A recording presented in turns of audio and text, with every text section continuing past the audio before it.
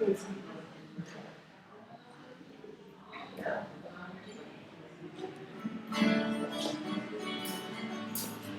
irmãos e irmãs, que a graça e a paz do nosso Senhor Jesus estejam sobre todos e todas. Vamos iniciar a nossa celebração ao Senhor. Eu espero que no tempo que vamos passar aqui, além de engrandecermos juntos o nosso Deus, possamos também ter um tempo de prazer e de comunhão do Senhor, de aprendizado da palavra, de edificação das nossas vidas em Cristo. Para isso, vamos pedir ao nosso Deus que nos dirija e nos abençoe. Vamos orar. Pai Santo, muito obrigado pelo Teu amor, pela Tua bondade, pela Tua maravilhosa graça, pelas Tuas misericórdias que sempre se renovam em nosso favor. Obrigado, Pai, porque temos mais uma vez o privilégio de nos unirmos como igreja do Senhor, a fim de adorarmos o Teu santo nome, e queremos fazer isso conforme a Tua palavra nos orienta, de acordo com o nosso Senhor Jesus, de todo o coração, em espírito e em verdade. Conduza-nos, Senhor, pelo Teu Espírito Santo, pois por nós mesmos não somos capazes. E pedimos também que o Senhor ministre aos nossos corações e fale conosco, através da Tua palavra, capacitando-nos, dando iluminação às nossas mentes e corações, para que possamos compreendê-la e praticá-la. E dessa forma, prometemos dar ao Senhor, somente ao Senhor, todo louvor, toda adoração, toda honra e toda glória. Nós oramos gratos em nome de Jesus. Amém. Irmão, irmã, vamos cantar em adoração ao nosso Deus. Duas músicas. A primeira, um cântico no qual nos aproximamos com alegria do Senhor, reconhecendo Sua grandeza, Sua majestade, reconhecendo tudo o que é necessário, vem das mãos do nosso grande Deus.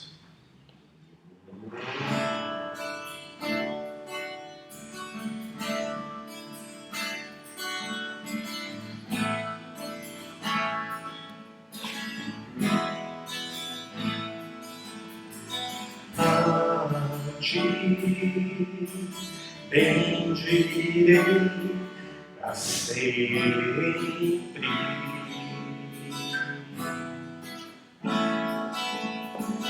Em Ti confiarei, Senhor.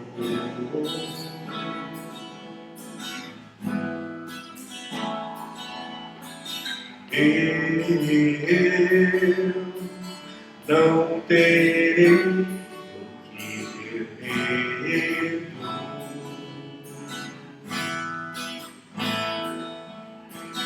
Meus pés só na rocha firmarei.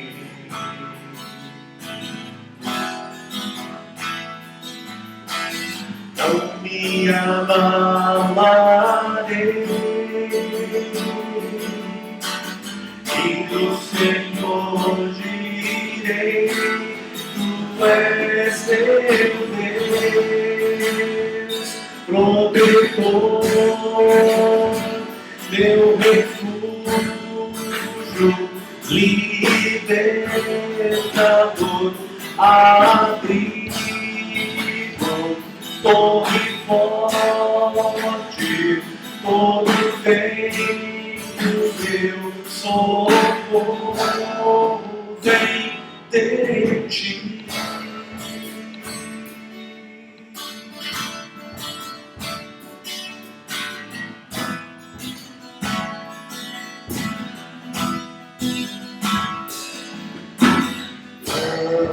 Não há outro a quem ame.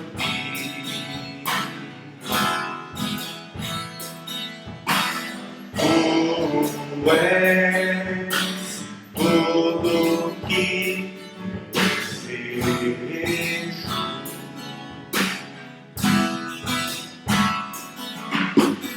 Eu me alegro em Ti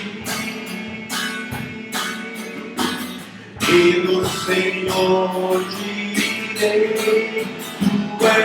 meu Deus, protetor, meu refúgio, libertador, amigo, torre forte, todo tempo meu socorro vem de ti, protetor, meu refúgio, libertador, amigo, torre forte, todo tempo meu socorro vem de ti.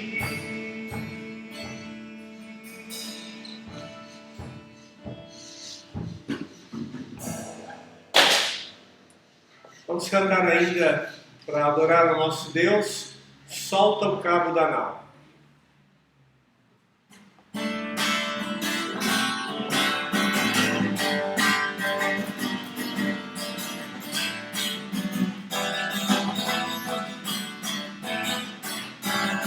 Porque está sobre as ondas do mar, quando Cristo caminho abriu, quando força tu és contra as ondas lutar, seu amor a ti quer revelar.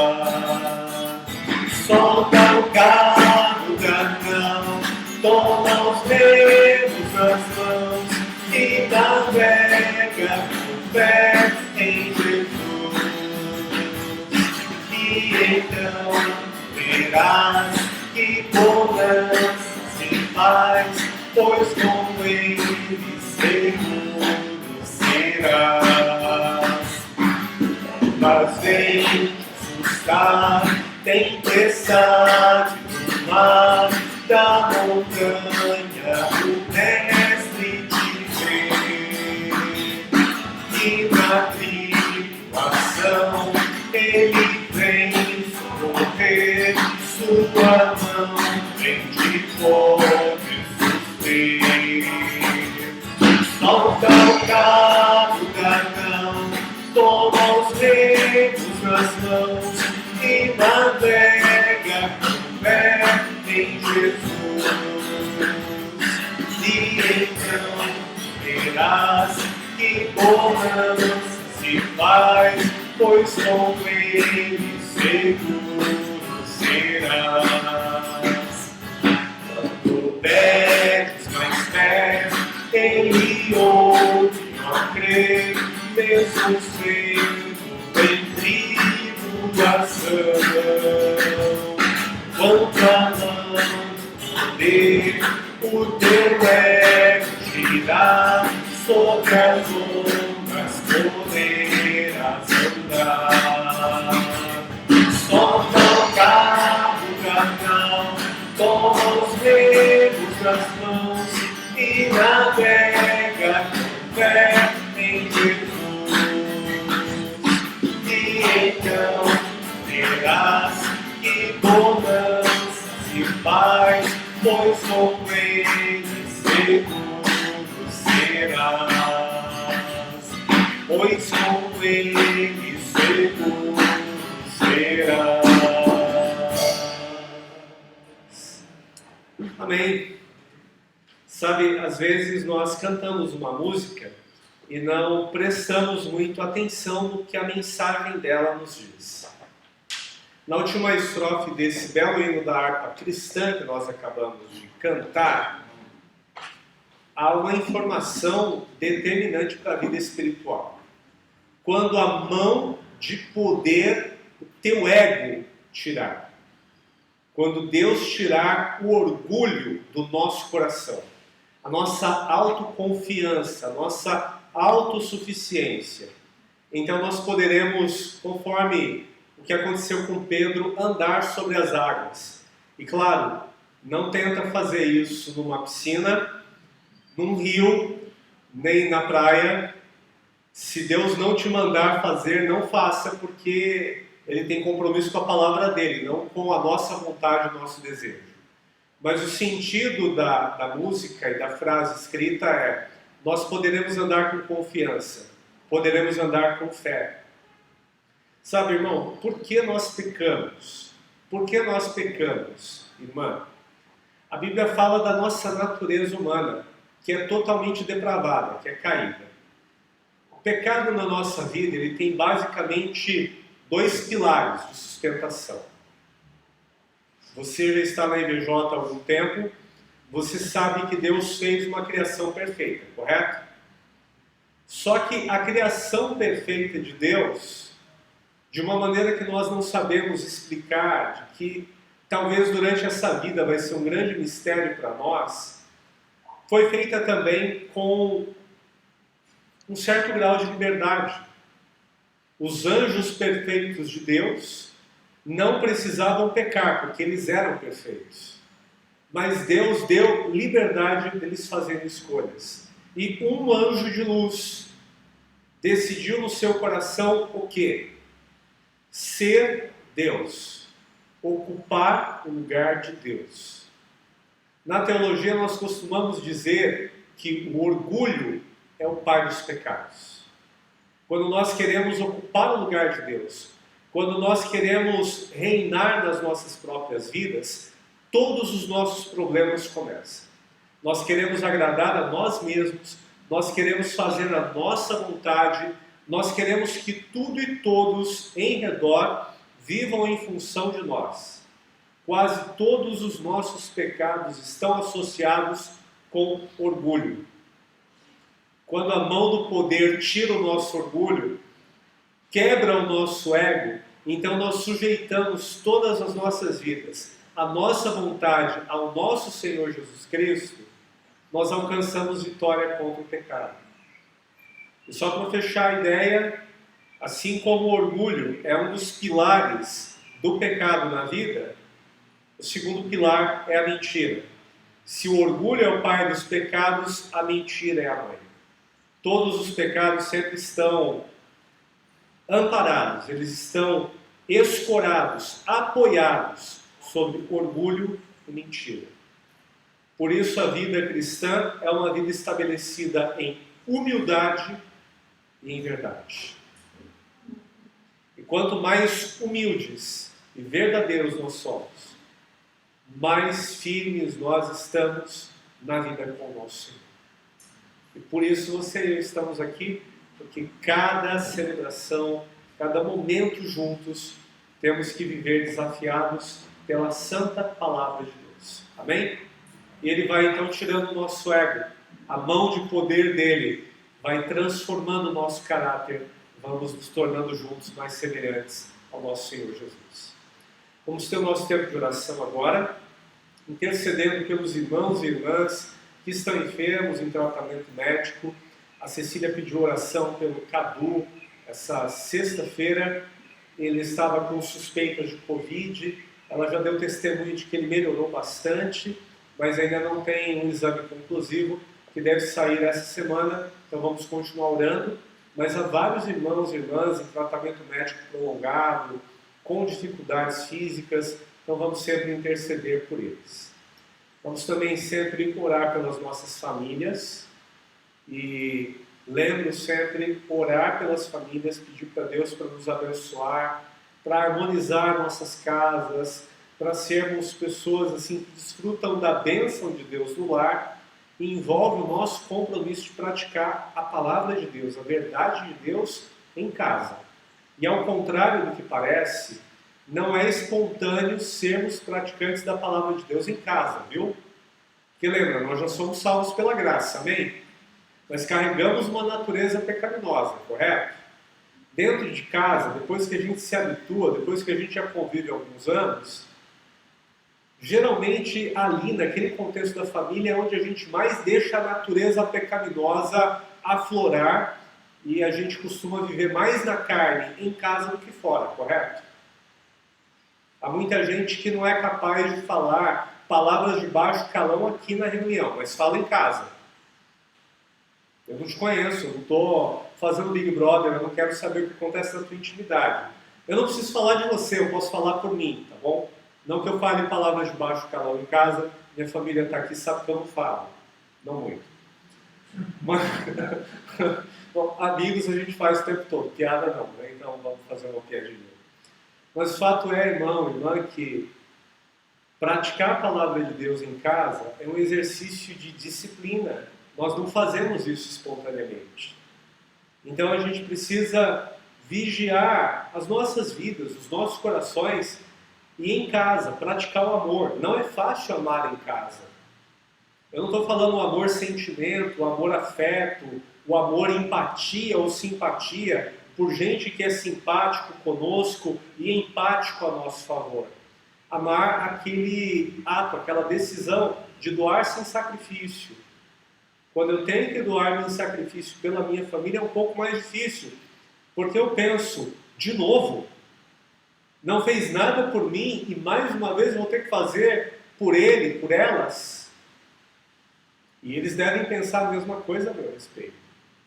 Não é fácil perdoar no contexto do lar. É necessário sempre, é bíblico, é cristão. Mas olha, você sabe do que eu estou falando, não sabe? Eu preciso pedir para Deus, tem misericórdia de mim e me ajuda a amar, a respeitar, a perdoar, me ajuda a ser verdadeiro, me ajuda a ser honesto, me ajuda a ser encorajador, me ajuda a praticar todos os mandamentos de mutualidade que estão no Novo Testamento. Deus, porque eu não consigo fazer isso sozinho. E eu também não faço isso espontaneamente. Quase sempre eu tenho vontade de fazer o contrário. Para nós termos a bênção de Deus no lar, nós temos que ter o compromisso de praticar a palavra de Deus. Também vamos continuar orando pelos nossos missionários. Hoje eu quero pedir para você, irmão e irmã, orar de uma forma especial pelo pastor Christian, pela Denise e pelo Lian Xing. São nossos missionários lá em Senador Canedo, Goiás. Eles são uma família maravilhosa. Não vieram presencialmente aqui ainda. Eu espero que em breve Deus nos dê essa oportunidade de recebê-los. Mas eles sempre contam com as nossas orações pelo trabalho que fazem naquele lugar e pelas dificuldades que a pregação do Evangelho traz para a vida em qualquer lugar do mundo.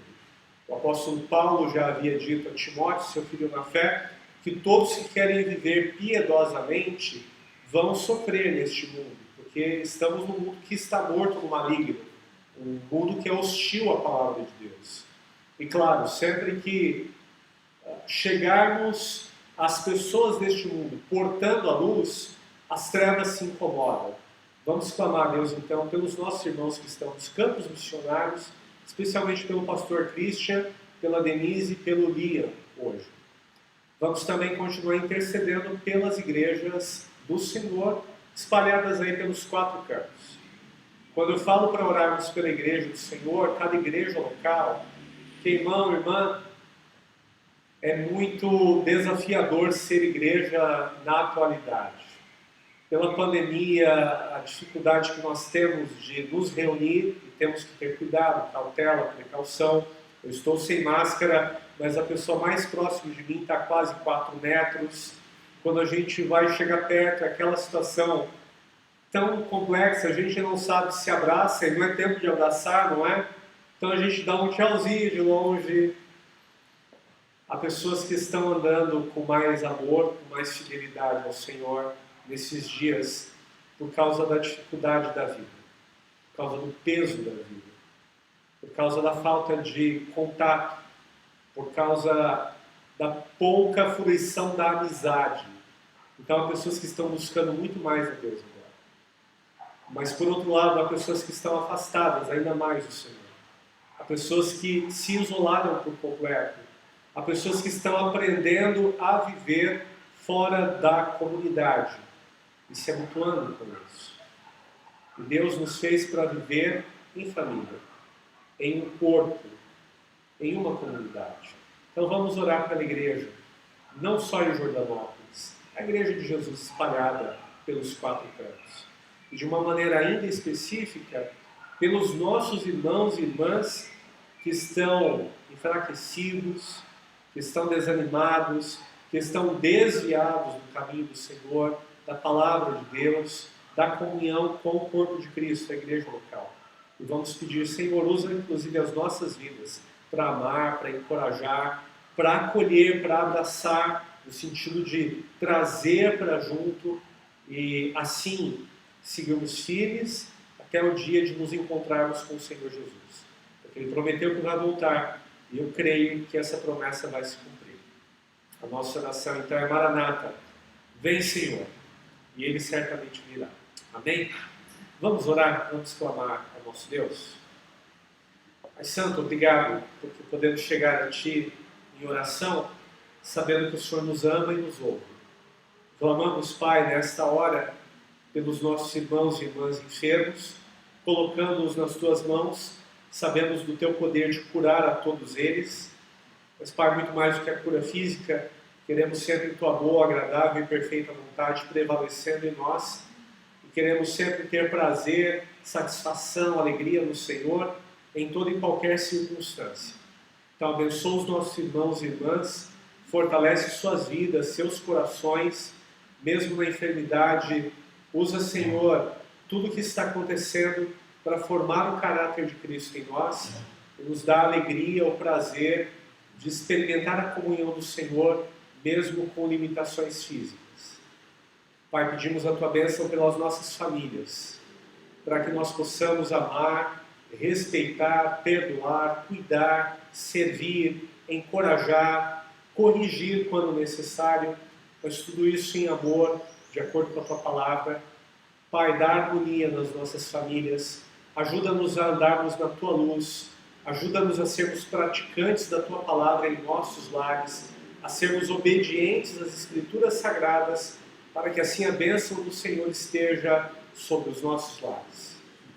Abençoa, Pai, os nossos irmãos e irmãs que estão nos campos missionários. Cuida de suas vidas, Senhor.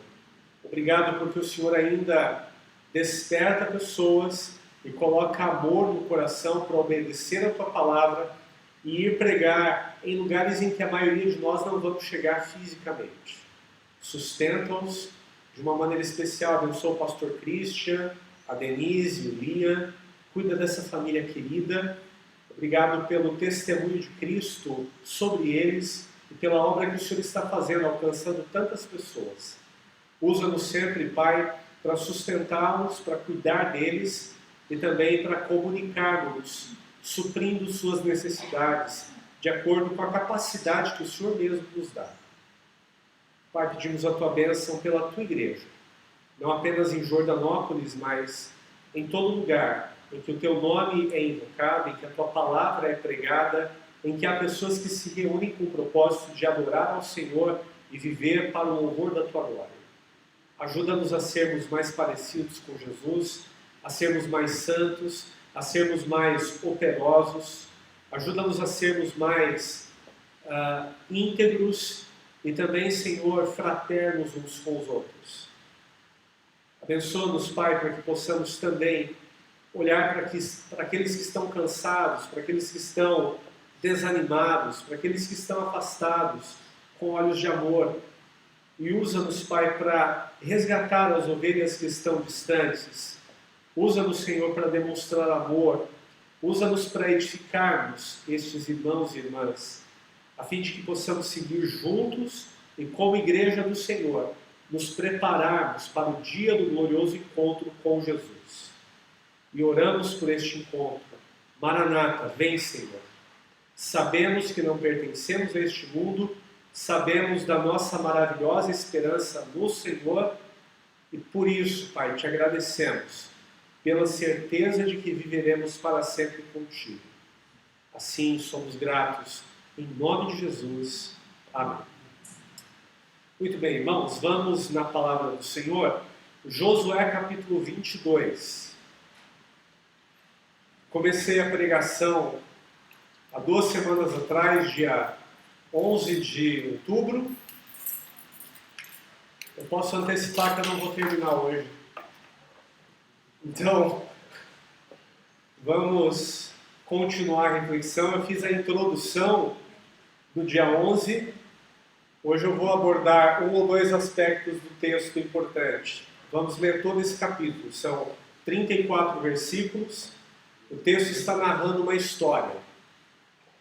Josué convocou as tribos de Ruben, de Gade e a metade da tribo de Manassés e lhes disse: vocês fizeram tudo o que Moisés, servo do Senhor, ordenou. Durante muito tempo e até hoje vocês não abandonaram os seus irmãos, mas cumpriram a missão que o Senhor, o seu Deus, lhes entregou. Agora que o Senhor, o seu Deus, já concedeu descanso aos seus irmãos israelitas, como tinha prometido, voltem para casa, para a terra que Moisés, servo do Senhor, lhes deu no outro lado do Jordão. Mas guardem fielmente o mandamento e a lei que Moisés, servo do Senhor, lhes deu, que amem o Senhor, o seu Deus, andem em todos os seus caminhos, obedeçam aos seus mandamentos, apeguem-se a Ele e o sirvam de todo o coração, de toda a alma. Então Josué os abençoou e os despediu, e eles foram para casa. A metade da tribo de Manassés, Moisés dera terras em Bazã, e a outra metade da tribo de Josué, Josué dera terras do lado oeste do Jordão, junto com os outros israelitas. Ao mandá-los para casa, Josué os abençoou, dizendo: voltem para casa com as riquezas que juntaram, grandes rebanhos, prata, ouro, bronze e ferro, e muitas roupas. Dividam com os seus irmãos os despojos dos seus inimigos. Assim as tribos de Ruben, de Gade e a metade da tribo de Manassés deixaram os outros israelitas em Siló, na terra de Canaã, para voltarem para Gileade, sua própria terra, da qual se apossaram de acordo com a ordem do Senhor, dada por meio de Moisés. Quando chegaram a Gelilote, divisa da Cisjordânia, lá do oeste, com a Transjordânia, as margens do Jordão, quando eles chegaram ali, em Gelilote, em Canaã, as tribos de Ruben, de Gade e a metade da tribo de Manassés construíram um imponente altar ali, junto ao Jordão. Quando os outros israelitas souberam que eles tinham construído o altar na fronteira de Canaã, em Gelilote, perto do Jordão, no lado israelita, toda a comunidade de Israel reuniu-se em Siló para guerrear contra eles. Então os israelitas enviaram Finéias, filho do sacerdote Eleazar, à terra de Gileade, as tribos de Ruben e Gade e a metade da tribo de Manassés. Com ele enviaram 10 líderes, um de cada tribo de Israel, sendo cada um deles chefe de suas respectivas famílias dentre os clãs israelitas. Quando chegaram a Gileade, as tribos de Ruben, de Gade e a metade da tribo de Manassés disseram-lhes: assim diz toda a comunidade do Senhor: como foi que vocês cometeram essa infidelidade para com Deus, o Deus de Israel? Como foi que se afastaram do Senhor, construindo um altar para vocês, rebelando-se assim contra Ele? Já não nos bastou o pecado de Peor? Até hoje não nos purificamos daquele pecado, embora uma praga tenha caído sobre a comunidade do Senhor.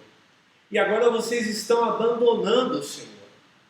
Se hoje vocês se rebelarem contra o Senhor, amanhã sua ira cairá sobre toda a comunidade de Israel. Se a terra que vocês receberam como propriedade está contaminada, passem então para a terra que pertence ao Senhor, onde está o tabernáculo do Senhor, e se apossem de um território entre nós. Mas não se rebelem contra o Senhor, nem contra nós, construindo para vocês um altar que não seja o altar do Senhor, o nosso Deus. Quando Acã, filho de Zerá, foi infiel com relação às coisas consagradas, não caiu a ira sobre toda a comunidade de Israel? E ele não foi o único que morreu por causa do seu pecado. Então as tribos de Ruben, de Gade e a metade da tribo de Manassés responderam aos chefes dos clãs de Israel: o poderoso Deus, o Senhor, o poderoso Deus, o Senhor, Ele sabe, e que Israel o saiba. Se agimos com rebelião ou infidelidade para com o Senhor, não nos poupem hoje. Se construímos nosso próprio altar para nos afastarmos do Senhor e para oferecermos holocaustos e ofertas de cereal ou sacrifícios de comunhão sobre ele, que o Senhor nos peça conta disso. Ao contrário, fizemos isso temendo que no futuro os seus descendentes digam aos nossos: que relação vocês têm com o Senhor, com o Deus de Israel?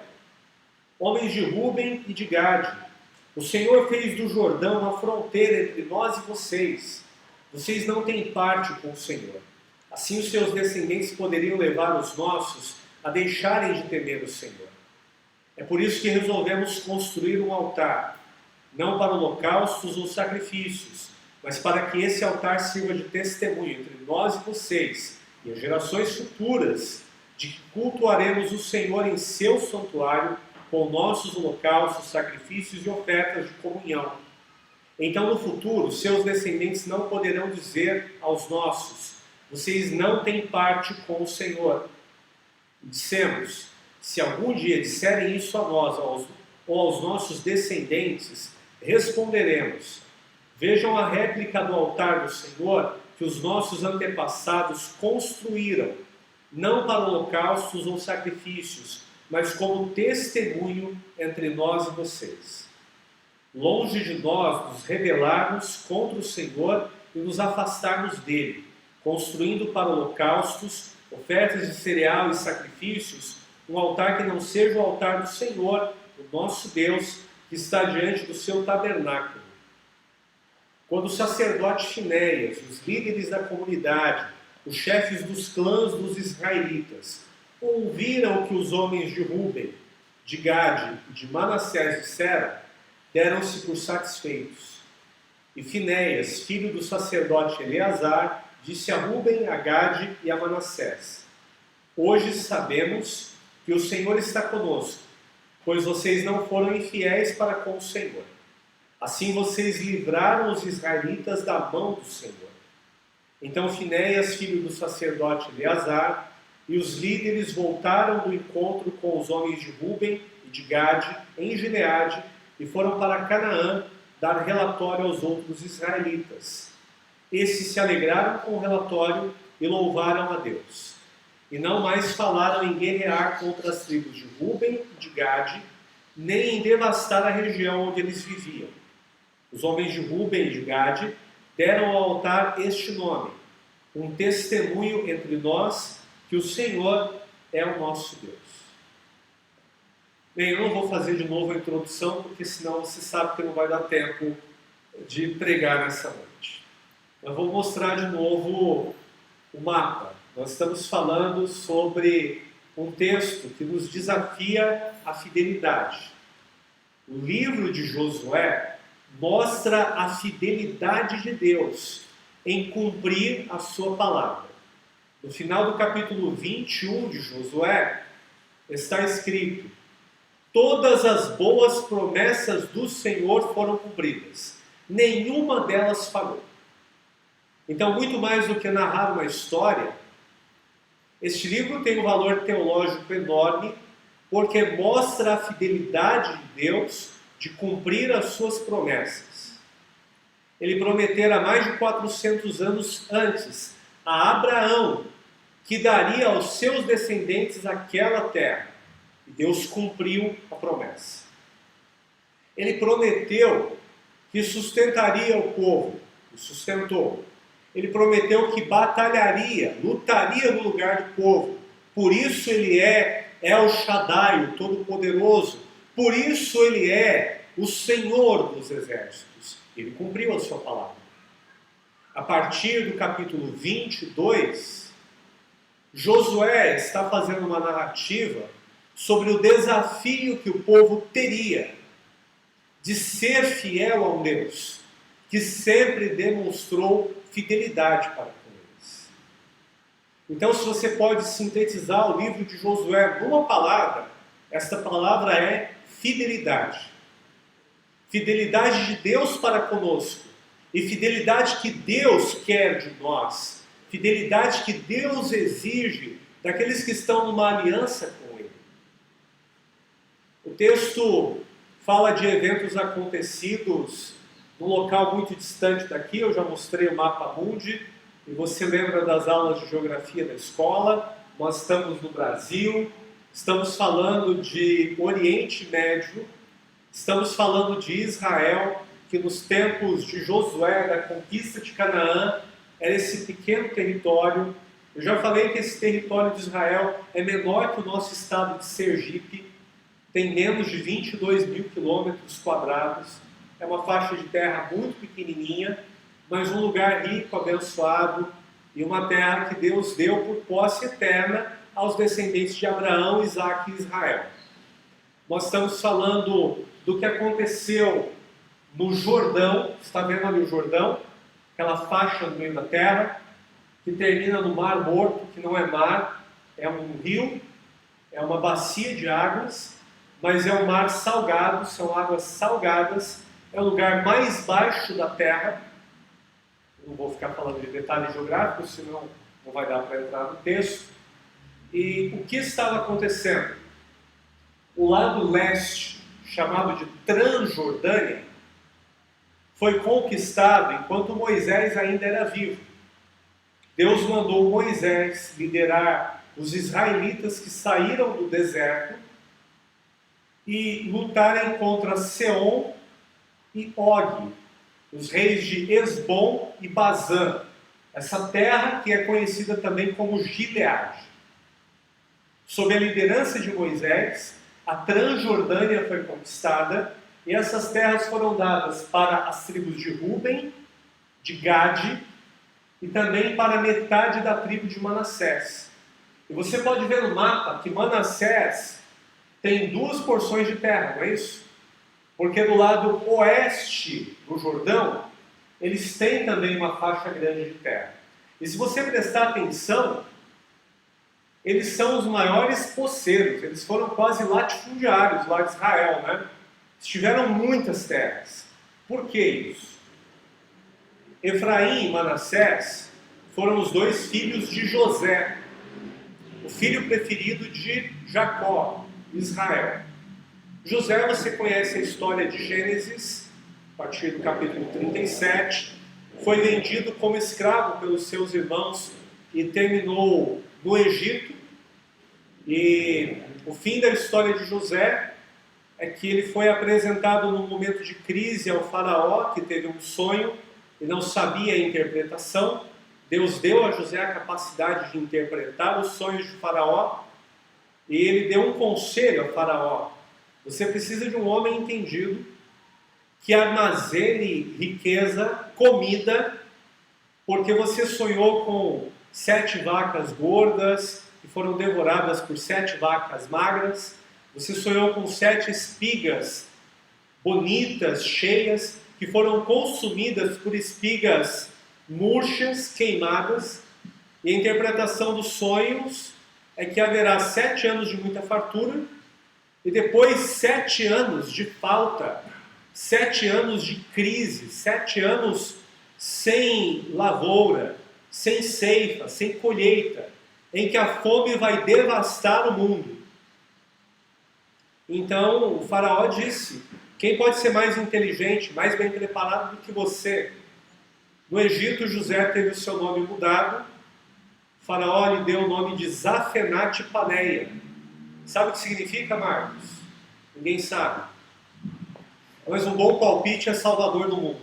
Então, faz todo sentido, né? Tanto que quando José sepultou Jacó, os irmãos de José pensaram, essa narrativa está lá em Gênesis 50, agora que o nosso pai morreu, ele vai se vingar, ele vai nos matar, vai matar os nossos filhos. E José então disse: eu não estou no lugar de Deus, e também não foram vocês que me mandaram para o Egito, foi Deus que me mandou para cá, para fazer o que está acontecendo hoje, para sustentar todos com vida. Então eu vou cuidar de vocês, vocês vão sentar na minha mesa, nós vamos permanecer juntos. E aqui um breve adendo, uma breve pausa. Irmão, irmã, o povo de Deus sempre tem que ser marcado pela generosidade. Deus não nos fez quem nós somos e não confiou nas nossas mãos os bens que Ele nos dá para nós sermos ricos para nós mesmos, para nós sermos fartos em nós mesmos. Ele sempre nos dá para que nós possamos compartilhar também com outras pessoas. Então, se alguém diz que é cristão e não é generoso, não compartilha, precisamos ficar atentos sobre que cristianismo é esse. O cristianismo bíblico certamente não é. Mas Manassés foi o segundo filho de José. Os nomes no passado, você já sabe disso, não eram dados aleatoriamente como nós fazemos. Se eu perguntar, por que você chama Alexandre? Eu acredito que o Alexandre vai dizer para mim que meus pais acharam o nome bonito. E se me perguntarem por que eu me chamo Maurício, eu só vou dizer, não sei, mas ainda bem que não sou o Júnior. Deixa pra lá. Está gravando. Pai, é brincadeira. No passado, os nomes eram dados por razões que envolviam ou a situação, a circunstância do nascimento de alguma pessoa, ou algo que se pensava, algo que se esperava, a expectativa que se tinha sobre a vida de alguém. Então, o primeiro filho de José chamou-se Efraim, que significa Deus me fez esquecer. Lembra que ele foi vendido como escravo para os mercadores que estavam a caminho do Egito. Ele foi revendido no Egito. E terminou como governador do Egito. Estava abaixo de Faraó. Ele foi vendido como escravo com 17 anos. E ele foi declarado o regente geral do Egito com 39 anos. Portanto, ele viveu 12 anos entre a escravidão na casa de um oficial de Faraó e depois numa prisão. 12 anos. Quando ele tem um filho, o que ele diz? Deus me fez esquecer a dor, a tristeza de não estar com a minha família, com meu pai. Nasceu o segundo filho, qual foi o nome? Manassés, que significa Deus me deu riqueza. Deus me deu fartura, Deus me deu muito poder. Manassés foi abençoado para ser rico. Então, por isso, Manassés recebeu essa terra tão espaçosa, tão maior do que os outros. Os dois filhos de José, Efraim e Manassés, foram mais bem recompensados na partida. Sob a liderança de Josué, o povo de Israel estava lutando há 5 anos. Moisés foi o responsável pela conquista do lado leste, a Transjordânia. Ele morreu e Josué atravessa com o povo o Jordão para o lado oeste, a Cisjordânia. Para lutar na terra da Cisjordânia, em Canaã, Moisés estabeleceu o seguinte: como Rúben, Gade e metade da tribo de Manassés recebeu a terra do lado leste, vocês serão responsáveis por iniciar as batalhas. Vocês não poderão se acomodar dizendo, já temos a nossa terra do lado leste do Jordão, então deixa as outras 10 tribos conquistarem as suas do lado oeste. Ao contrário, vocês vão ter que se esforçar mais, vocês vão ter que lutar mais, vocês vão ter que doarem-se ainda mais pelos seus irmãos. E assim aconteceu. Tanto que do versículo 1 ao versículo 8 de Josué 22 que nós lemos, Josué reconhece, vocês cumpriram tudo o que Moisés ordenou. Vocês foram fiéis, vocês foram leais. Toda a missão de Deus que vocês deviam realizar, vocês realizaram. Lutaram por 5 anos. Então Josué fala, agora que nós conquistamos essa terra, como vocês foram fiéis, obedeceram em tudo, vocês podem voltar para o lado leste. Atravessem o Jordão, levem tudo que vocês têm de riqueza, porque eles conseguiram muita coisa, dinheiro, ouro, prata, boas roupas, animais. levem toda a riqueza de vocês, distribuam para as pessoas que estão lá, compartilhem com seus irmãos. Estar na aliança com Deus, ser povo de Deus, sempre envolve generosidade, e que Deus os abençoe. Josué dá para eles os mandamentos sobre como deveriam viver. Eu destaquei isso na pregação passada, destaco novamente, versículo 6, os imperativos aqui, verbos que expressam uma maneira de viver que agrada ao Senhor. Josué os abençoou, versículo 5, na verdade. Guardem fielmente o mandamento e a lei que Moisés, servo do Senhor, lhes deu. Amem o Senhor, andem em todos os seus caminhos, obedeçam aos seus mandamentos, apeguem-se a Ele e o sirvam de todo o coração. E meus irmãos, estes imperativos aqui devem ser acatados e praticados por nós até hoje. Nós devemos também, para agradar a Deus, guardar o mandamento. Nós devemos amar a Deus, andar em seus caminhos, obedecer seus mandamentos, apegarmos-nos a Ele e servi-lo de todo o nosso coração. Os homens então começam a viagem. Josué os abençoa. No verso 9, nós temos então o relato de que eles deixam os irmãos em Siló. Em Siló, no mapa nós não conseguimos situar, mas devia estar dentro desse círculo do lado direito aqui da tela. Você está conseguindo enxergar? Em Siló foi feito o tabernáculo. O tabernáculo, a tenda do encontro, foi montado ali. O povo fez uma grande festa, celebrou ao Senhor pela conquista da terra. Depois da celebração é que Josué diz: agora vocês de Ruben, de Gade e da metade da tribo de Manassés podem atravessar o Jordão e irem para suas terras. Desfrutem a vida, sigam a Deus, obedeçam ao mandamento do Senhor, amem a Deus, sirvam ao Senhor, mas vão em paz.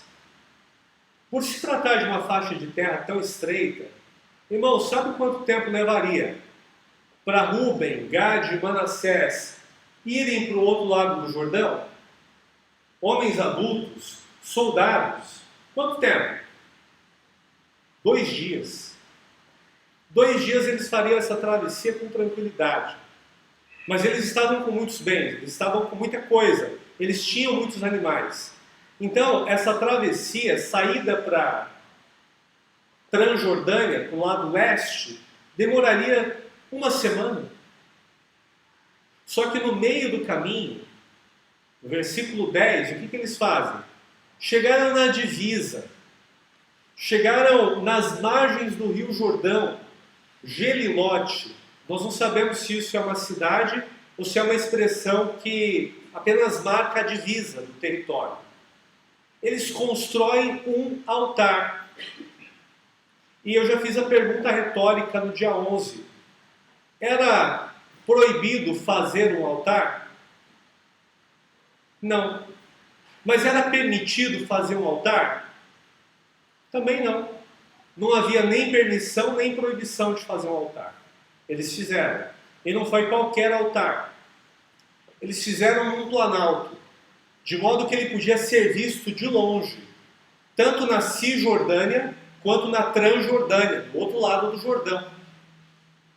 O altar era imponente de acordo com o texto.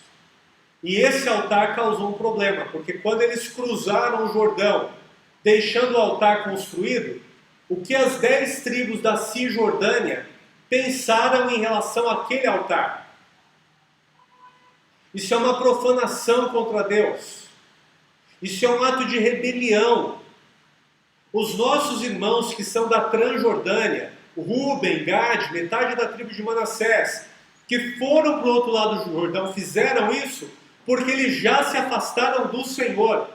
Irmão, irmã, há quanto tempo eles estavam separados? Porque lembra, celebraram as conquistas, agradeceram a Deus no tabernáculo, na tenda do encontro. Josué os abençoa, podem ir em paz, atravessem o Jordão, sejam felizes. Quanto tempo levou entre essa despedida e a construção do altar? Menos de uma semana. Em menos de uma semana, depois que esse altar foi feito, quando ele foi visto pelos irmãos da Cisjordânia, pelas 10 tribos que estavam na antiga terra de Canaã, o que foi que os homens pensaram? Eles fizeram isso por infidelidade contra Deus. Eles acabaram de sair do culto. E um estava acusando o outro de ser ímpio, de ser infiel, de ter abandonado a Deus. E a grande pergunta que precisa ser feita é: por que eles chegaram a essa conclusão? Por que Israel da Cisjordânia, do lado oeste, que estava na terra de Canaã, aquela terra que foi conquistada com muitas lutas em 5 anos sob a liderança de Josué, por que os irmãos que estavam na Cisjordânia pensaram que os irmãos da Transjordânia construíram aquele altar como ato de rebelião e como ato de idolatria contra Deus? Por quê? Há uma resposta simples e que também é complexa, paradoxal. Por causa da nossa natureza humana caída. Qual é o problema da nossa natureza humana caída? Nós temos dificuldades de amar. E o que é amar? Doar-se em sacrifício pelo próximo. Alguém se lembra de 1 Coríntios 13, 7? O amor, tudo. Quem sabe recitar? O amor, tudo crê, tudo espera, tudo suporta. O amor nunca falha. O que é o amor que tudo crê? O que significa amor que tudo crê? Exemplo. Eu vou tentar praticar o amor que tudo crê. Todo mundo consegue ver esse objeto na minha mão, não consegue? Do que você acredita que é feito esse objeto? Um palpite, por favor. Do que ele é feito? Plástico. A Sueli é minha amiga, ela vem a mim e diz assim: Maurício, você me ama? E eu vou dizer sim. Mas com o amor bíblico, lá de 1 Coríntios 13, 7, o amor que tudo crê, eu falo: Sueli, sim. Ela vai dizer: Maurício, esse objeto é de papel.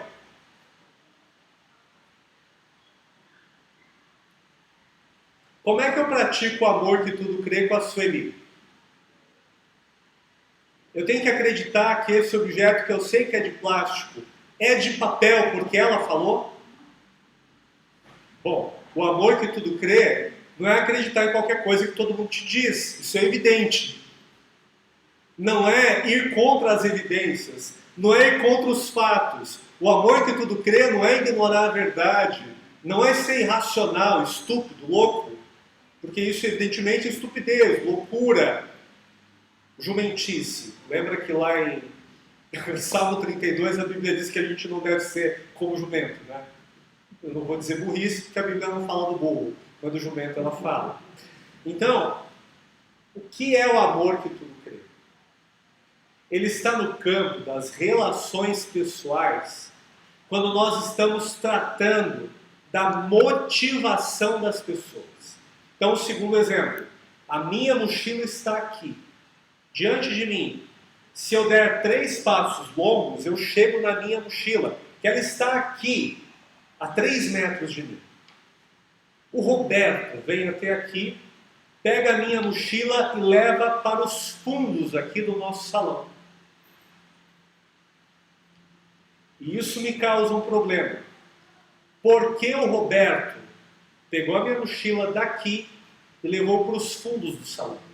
Aqui eu alcançaria em 3 passos. No fundo eu precisaria de 30 passos ou mais. Por que o Roberto fez isso?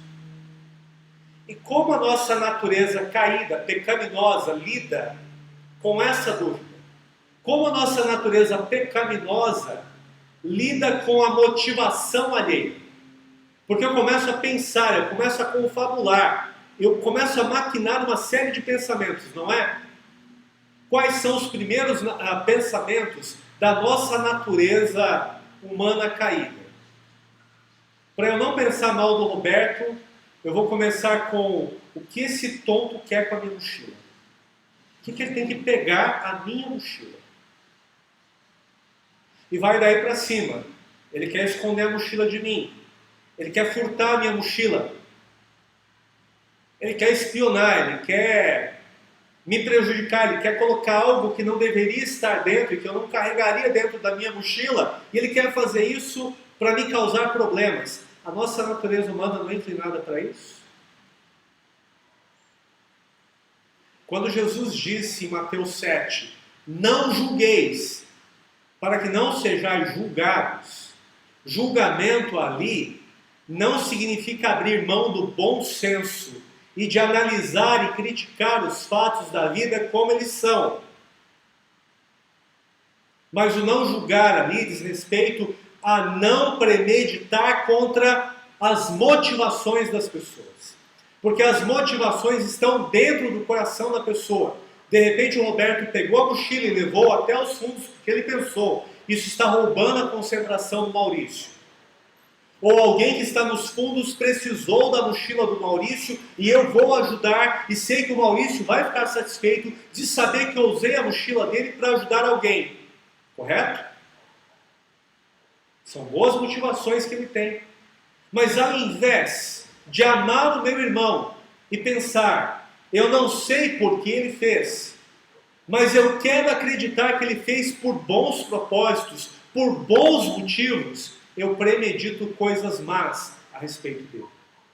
E foi o problema acontecido aqui, entre os irmãos de Israel, na construção daquele altar. Por que o altar foi feito? Eles acabaram de celebrar juntos a vitória no Senhor. Eles terminaram o culto agradecendo a Deus pelas vitórias. Uma semana depois, essa gente ímpia levantou esse altar porque eles já estão se afastando de Deus. E o que é pior, eles estão fazendo isso porque eles sabem que isso vai afetar todo mundo. Eles são kamikazes, eles são suicidas, eles querem se destruir, mas eles querem fazer isso causando dano, causando dor para muitas outras pessoas. Fizeram isso para o mal. Entende o grande problema? Então a questão aqui envolvia amor. Os irmãos não estavam praticando amor uns para com os outros. E esse amor que tudo crê. Por que eles fizeram o altar? Eles já quiseram organizar uma guerra, equipar novamente o exército, que se desfez temporariamente das armas para celebrar as vitórias depois de 5 anos de guerra. E eles queriam tomar as armas novamente, não mais contra adversários externos, contra os seus irmãos, pensando que os irmãos já haviam se afastado do Senhor. E olha, gente, a coisa não mudou muito dos tempos de Josué para cá. Nós estamos falando de uma história de aproximadamente 3.300 anos atrás. Até os dias de hoje, nós temos o mesmo problema. A dificuldade de amar o nosso próximo.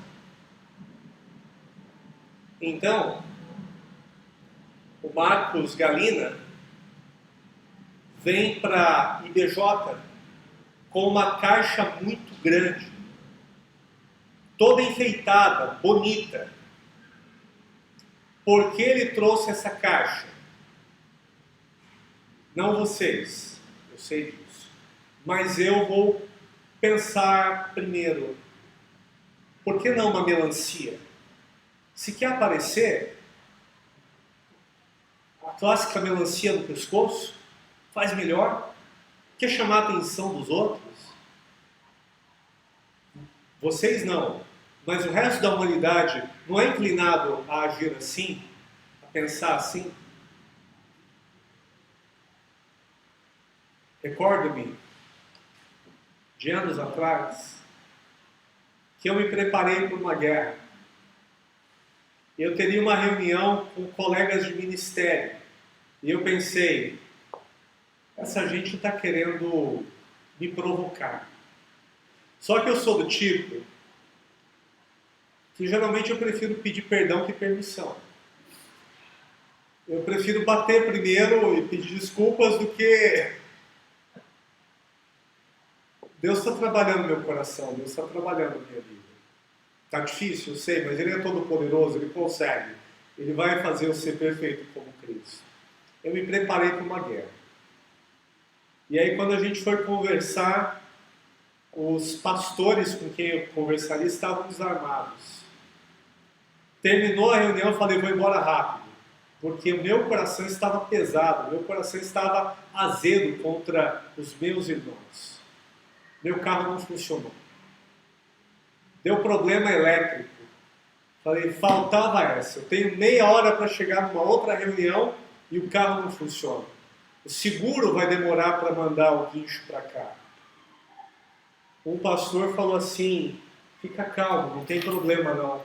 Dá a chave do teu carro e me diz para onde você quer que o guincho leva e vai com o meu. Falei, mas e você depois? Eu me viro, você que tem que chegar na reunião em meia hora. Vai, e o resto eu cuido. Eu estava diante de um irmão que queria me amar e me ajudar. E o que eu pensava a respeito dele? O infeliz está querendo me prejudicar. O infeliz está querendo me atacar, mas ele não vai conseguir. Enquanto ele arma para me bater, eu já golpeei várias vezes e dei vários golpes. Ele sentiu todos eles. Mas o que aconteceu na saída? Rapaz, eu estou morrendo de raiva de você, mas eu te amo. Não é o que a gente tem que fazer em Cristo? Você não fez comigo, mas eu vou fazer com você. Toma o meu carro.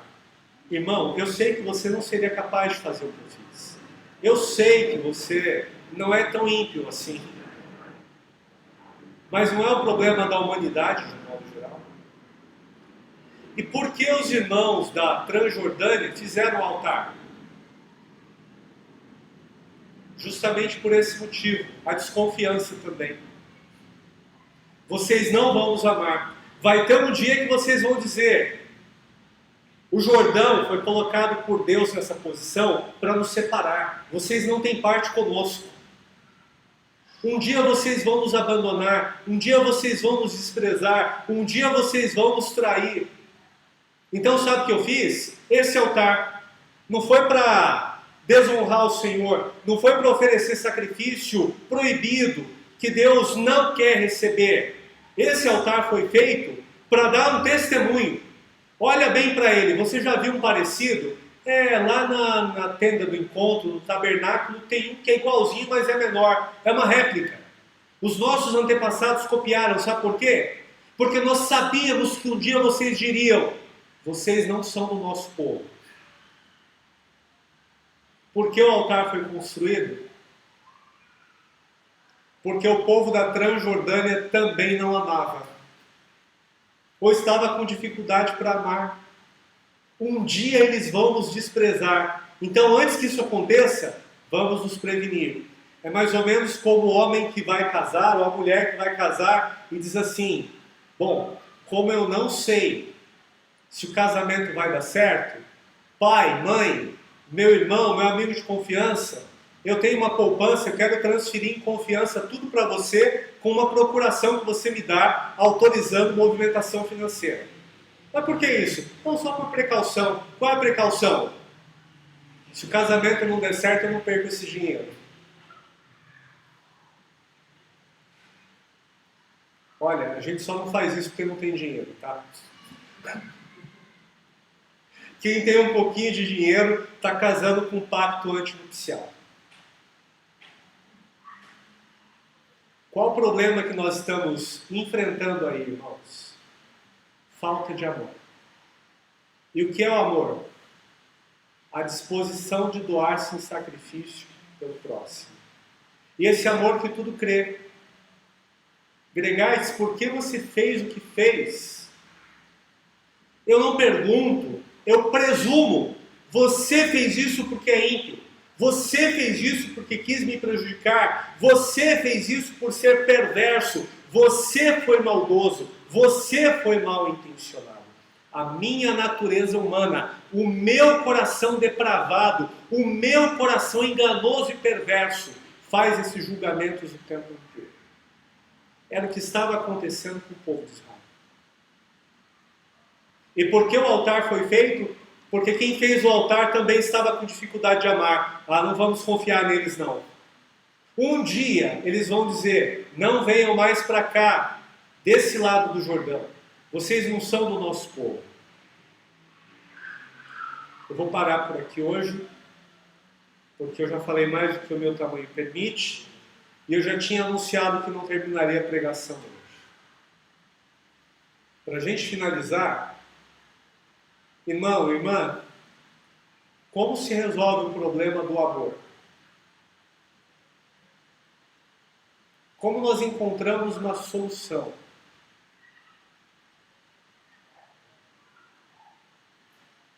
O problema do amor só é resolvido amando. Você pode entender tudo sobre amor e não amar. Quanto mais você entende, é claro, isso melhora. Deus fala conosco porque Ele quer ser ouvido, porque Ele quer ser compreendido. Mas uma pessoa pode saber tudo a respeito de amar. O amor altruísta, o amor fraterno, o amor de doação e sacrifício. Converse com um grande filósofo. Ele sabe explicar amor como ninguém. Claro, as definições para o amor vão ser amplas. Amor como potência, amor como vontade de agir. Bom, as ideias são múltiplas. Mas, no fim das contas, eles sabem muito e podem explicar tudo. Mas como se resolve o problema do amor? Amando. Doando-se em sacrifício por alguém. E no caso dos relacionamentos, não premeditando mal das motivações alheias. Claro, eu não estou abrindo mão do bom senso, tá? Se um dia você encontrar o Fernandinho Beiramar, ele pedir tua carteira emprestada, eu vou amar, ele não vai fazer nada de mal, não seja tolo, tá? Bom senso, mas encefálica para ser usado. Mas a tua esposa chega em você, irmão, e diz: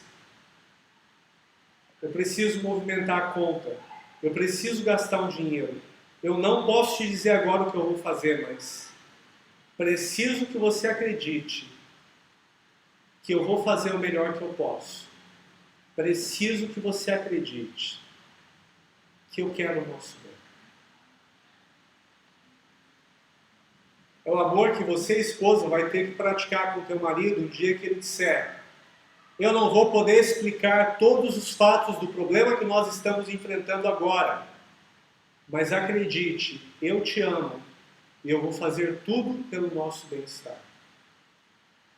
É o funcionário que não vai poder explicar para o chefe o que ele está fazendo naquele momento, porque o fazer é urgente, mas ele vai falar: por favor, confie em mim, porque eu te amo, e o amar aqui é: eu estou me doando em sacrifício.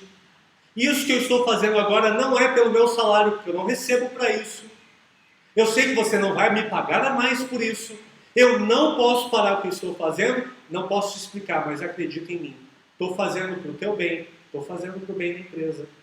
Entende isso, irmão, irmã?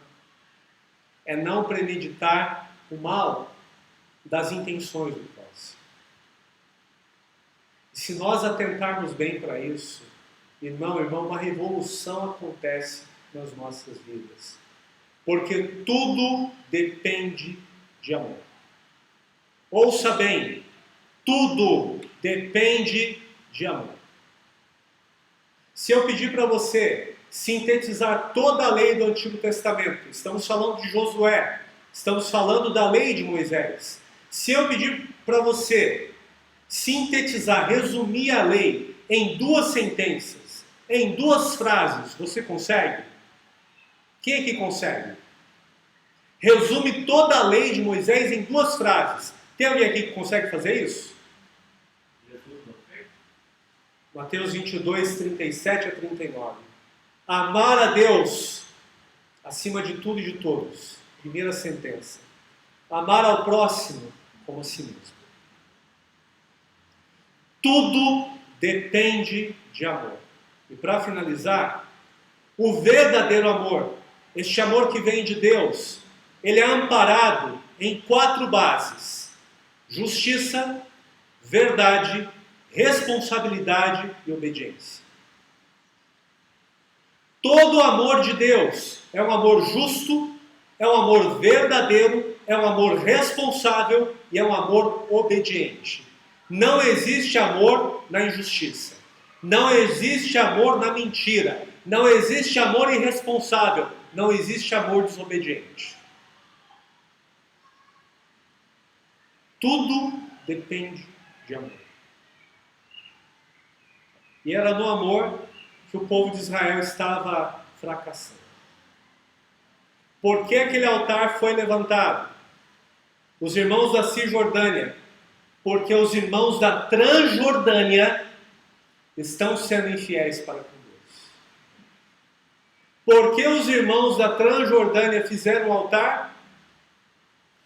Porque os nossos irmãos da Cisjordânia vão nos desprezar, vão nos odiar, vão nos proibir de participar do culto com eles. Os irmãos estavam em guerra porque não estavam amando. Preciso explicar mais alguma coisa hoje à noite? Consegue associar isso com a tua vida? Por favor, faz esse exercício. Quase todos os problemas que nós estamos vivendo hoje acontecem por falta de amor. E o amor é a base para tudo. O amor é indispensável para tudo. Se tivermos que resumir toda palavra de Deus, toda lei de Deus para nós, Jesus sintetizou em 2 frases: amar a Deus e amar ao próximo. O amor de Deus, sempre justo, sempre verdadeiro, sempre responsável, sempre obediente. Esse amor foi derramado em nossos corações. E nós devemos não apenas saber disso. Como é que se resolve o problema da falta de amor? Amando. Então, como é que eu vou resolver o problema da minha falta de amor como cristiano?